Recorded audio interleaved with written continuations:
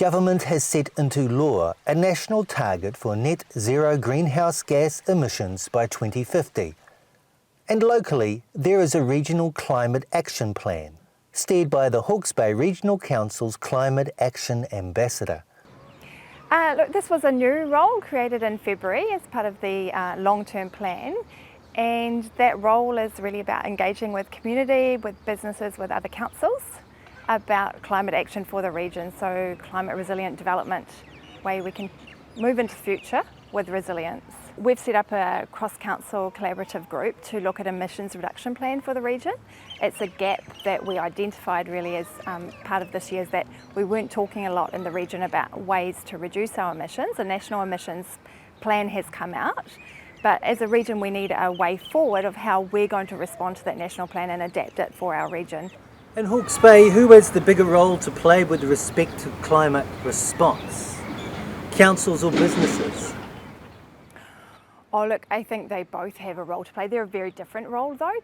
As councils we have a role, as our governors have a role really in that long-term planning. So we have the data available to us that shows what the predictions are for climate in Hawke's Bay and what it's going to look like. And our governors need to be really long-term planning and preparing our communities for that. Businesses too, of course, have a role to play, but they can actually be a lot faster in their response. They will respond to consumer demand, they will respond to different market demands. Does Hawke's Bay Regional Council have a plan for monitoring or measuring efforts to reduce greenhouse gas emissions? Look, we're monitoring the level of greenhouse gas emissions in the region. That's through our community carbon footprint. We had the first community carbon footprint done this year for the region and for each of the districts and Napier City. In terms of monitoring business responses, I wouldn't say with that we're monitoring, we're promoting and encouraging and working with them. We've brought together a group called the Hawke's Bay Climate Action Network. There's about 40 businesses involved in that at the moment and community groups. We meet every 6 weeks and we promote stories, we share stories. It's really peer-to-peer learning about what one business is doing that another business might be able to be inspired by. Is the Regional Council going to be demanding change? Or just meeting in groups? Oh no, the Regional Council, we have a regulatory function, so we have Kotahi plan is coming through, so there will be regulatory change in that. My role, what you've asked me about, is ways of engaging people, bringing them along for change and educating, promoting and working on an action plan for emissions reduction. So there are emission reduction targets for different sectors? Yeah, there will be. Nationally, we have a split gas target, so we have a different target for biogenic methane and for carbon emissions. So there'll be targets for farmers, targets for government departments in Hawke's Bay? Yeah, we will all have reduction target to meet. Those are, the regulations for those are set by our nationally declared contribution under the Paris Agreement. We will be designing actions to undertake in the region to meet those targets. Are farmers the biggest culprits? Oh no, I think actually farmers, I would describe them more as victims at the moment. They've really been squashed in the middle of a traditional industry that we've relied on in New Zealand. We've really grown our economy off the backbone of that.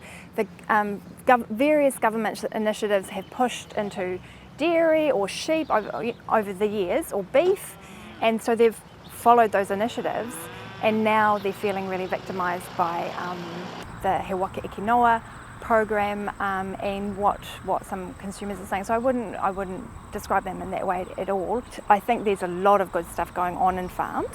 There's a lot of biodiversity gains that are happening through the planting that's being done. There are thousands of trees that have gone in the ground over just this winter this year. We have our farm environmental management plans who are working with farmers so they can transition under the He Waka Eke Noa plan, which is a central government initiative, to recognise the carbon sequestration on farms and to also reduce the emissions coming from their farms.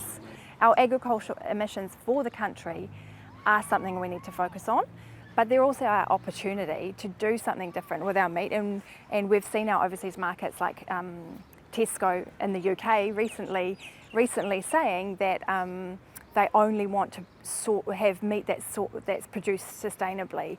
So that provides a real opportunity for us as a relatively small producer to flip our market and to be the ones producing that meat overseas. So I think that it's a difficult transition, but it's also an opportunity. Who will own the regional strategy for climate change response? The regional council, a committee, matariki?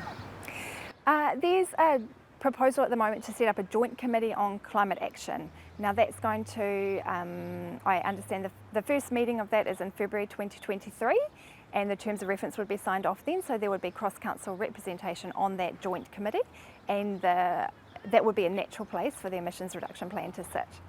She says there is no silver bullet to make Hawke's Bay carbon neutral by 2050. It's a team effort, and action plans with various sectors to meet the national goal are currently being negotiated. Patrick O'Sullivan for Bay Buzz.